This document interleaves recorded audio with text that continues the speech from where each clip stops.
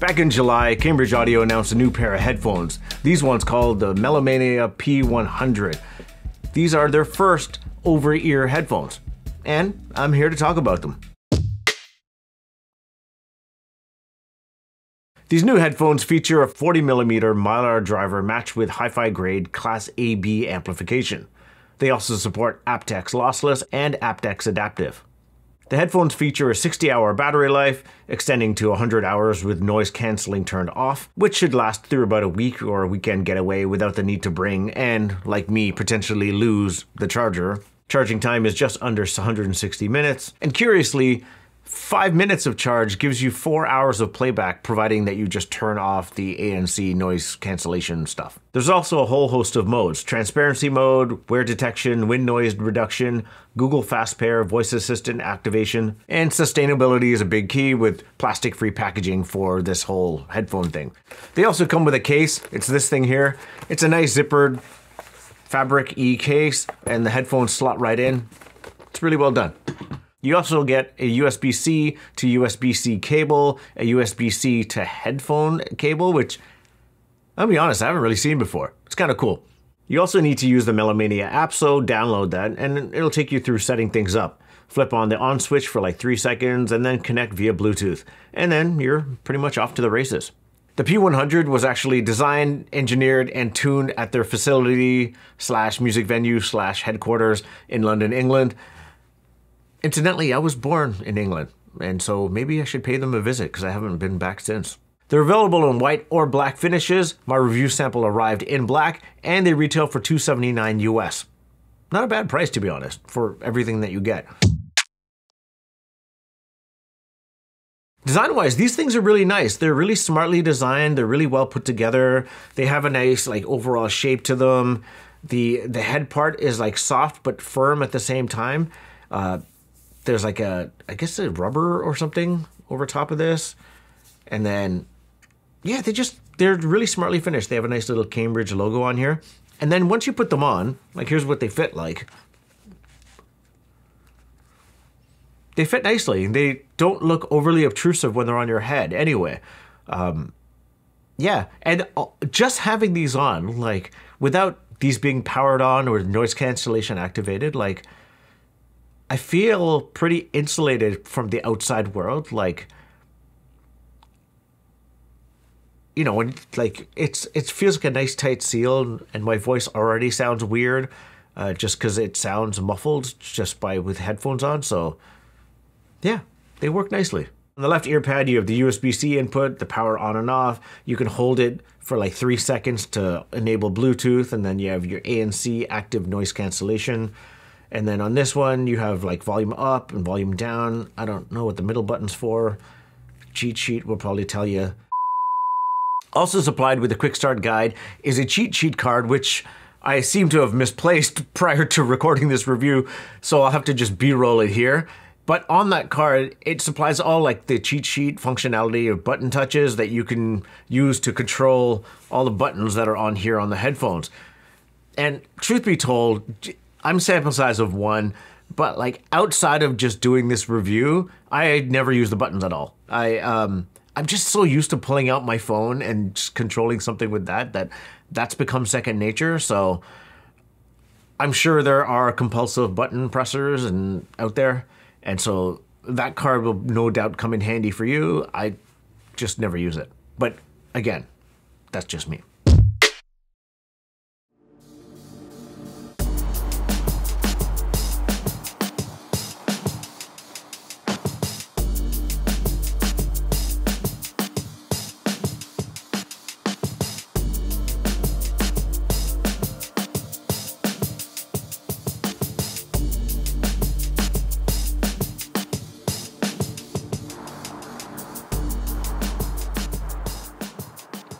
I took these headphones to the gym for the first bit of time wearing them, and truth be told, I wear an El Cheapo pair of headphones to the gym just because I sweat like a pig and I just mess up my headphones all the time. So I wasn't going to do a full sweat workout in these because these aren't mine. I have to send them back, but I wanted to see how they perform. They weigh 330 grams, which isn't a heck of a whole lot, but they are bulky and they're somewhat substantial. So when you are wearing them, or when I was wearing them, I found that so long I was doing a fairly stationary activity or nothing overly active, like walking on the treadmill on an incline, totally fine. And then also just doing upright weights, it was great. But the minute I lay back, they did tend to slip off my head. I might just have a shiny, sweaty, slippery head when I'm working out. So that might be that cause, but just something worth noting. I also, I'm kind of embarrassed in saying this, but like I'm trying to run more. So I'm in that run walk phase, mostly walk. So in the morning, I just walk like a couple blocks around here, mostly with old folks. And these are an awesome companion. So I can just listen to podcasts or music when I'm just going for that walk / run. All right. So Melomania P100. They're comfortable as heck walking. I haven't gone for a run yet because my shins hurt, and that's my excuse for today. I have multiple excuses for why I shouldn't run today or run in general, but that's the one that's I'm going to stick with right now. But right now I'm listening with transparency on. There's like 3 modes. There's off, there's noise canceling, and then there's transparency. And transparency, I feel like, is the best one of the 3 because it lets through like the upper registers of like the exterior world without like the low rumble of the exterior world, like when that BMW just drives by me. And then here, I'm gonna flip ANC. Here's on. So yeah, there's more low wind noise. And like, it does a good job of isolating my ears. But I feel like, yeah, like when the wind's blowing on me, like that lower, I don't know how to describe it. Like I can hear more wind and it sounds like thunder. And then ANC with noise canceling. This might be the old guy in me, but I feel as though I can't really hear that car until it just whipped by me. And I don't know, maybe that's a little bit scary.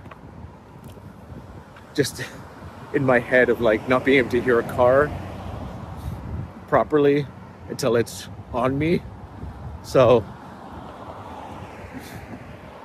for my outdoor usage, I almost fell.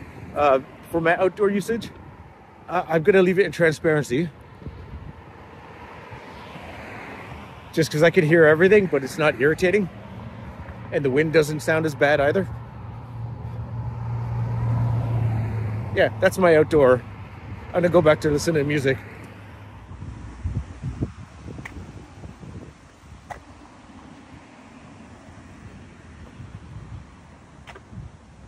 Okay, so for the benefit of, oh my God, that's this tree branch. For the benefit of this video, I'm gonna try jogging a little bit. This hurts like hell.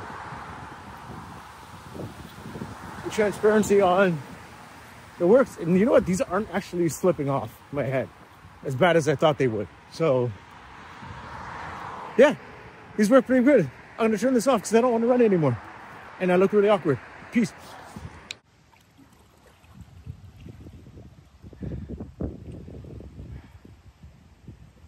Hopefully I can run here someday, all the way. I ended up running for a little longer than I wanted to because it was all downhill. But yeah, okay.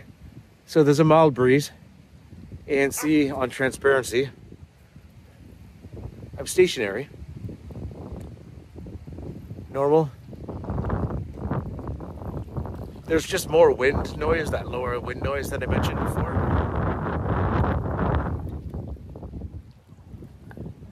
Noise canceling. The breeze is in there a little bit, but it's kind of the mid to higher registers again. I cannot hear the water at all. And a bit of like local traffic noise, but that's about it. And then transparency again. Yeah, it's better. I can hear it. I kind of hear everything, but if I'm being honest, I'm going to take these off and just enjoy the view for a little bit.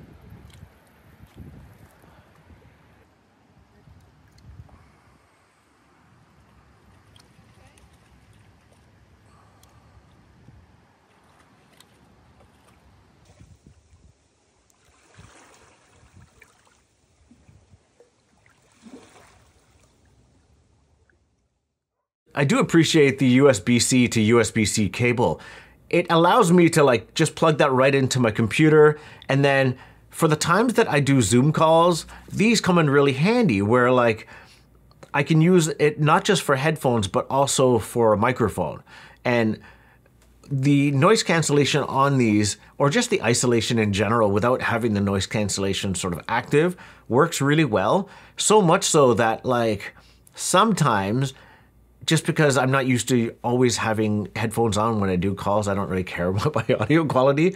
But at the times that I do it, I do find myself just actually pulling an earbud off just to hear some of the outside noise, because I feel like it takes a bit of getting used to. Again, sample size of one opinion. Where I can imagine this coming in really handy is on a flight where you really want to block out that noise, and I feel like this should do a good enough job of that. I mean, there's so much noise in an airplane anyway, but yeah, I feel like that should work really well. And then as far as hearing your voice, on a call, I found that like there's a bit of like, I don't know if this is on purpose, but there's a bit of leakage of sound so you can actually hear your own voice through the headphones a little bit. And honestly, I like that because like being completely isolated, not hearing anything except sometimes other people on the call is a little bit jarring. So yeah, hearing yourself on these, I keep doing this, I should probably get this out of my head. But yeah, I enjoyed calls on this, and a lot of times now that I do those sort of hi-fi podcasts with Carlo, these are going to be my go-tos. Because I used to use, this is a bit of an aside, but I used to use the Sennheiser HD650s and their open back headphones, and I quickly realized that there's a lot of noise leak on that, and it's picked up on my microphone. So having something that doesn't leak noise externally is super beneficial for like recording yourself. When it comes to battery life for these, I've seemingly never ran out of juice, and I think that's partly due to the fact that like I'm just used to all of my devices not holding a charge ever. My laptop's seemingly always out of power. My phone's always seemingly in the red. All my other peripherals just seemingly need a charge all the time. And so I think that's just sort of like, I'm just used to always plugging stuff in when they're not in use. So I have charged these every so often, but not because they're dying. It's just out of force of habit. But I will say, I think it's been like a good week and a half since I have charged these things, and they're fine. I went for my hour old people walk this morning. It was glorious. But yeah, they're fine. What did catch me off guard was the wear detection. It's a really cool feature. Essentially, you have your headphones on and then you take them off, and then it just senses that no one's wearing them, and it just turns off or pauses the music. I noticed this when I was shooting B-roll because my B-roll is silent, so who cares if there's sound?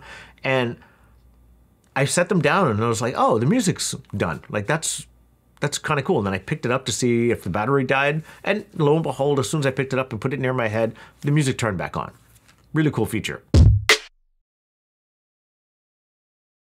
Now that vaunted CX series Class AB amplification that they brag about in the marketing materials is a for real thing.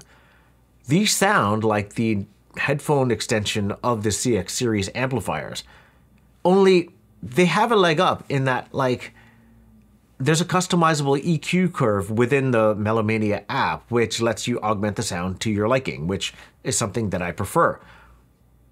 Which leads me to like, I wonder if they'll ever just add like a Melomania app equivalent into like the streamers or like the CXN100, so then you can augment the EQ coming out of the streamer, and they're therefore affecting the sound coming out of your amplifier, making, I don't know, it easier and more flexible to fit within your living quarters.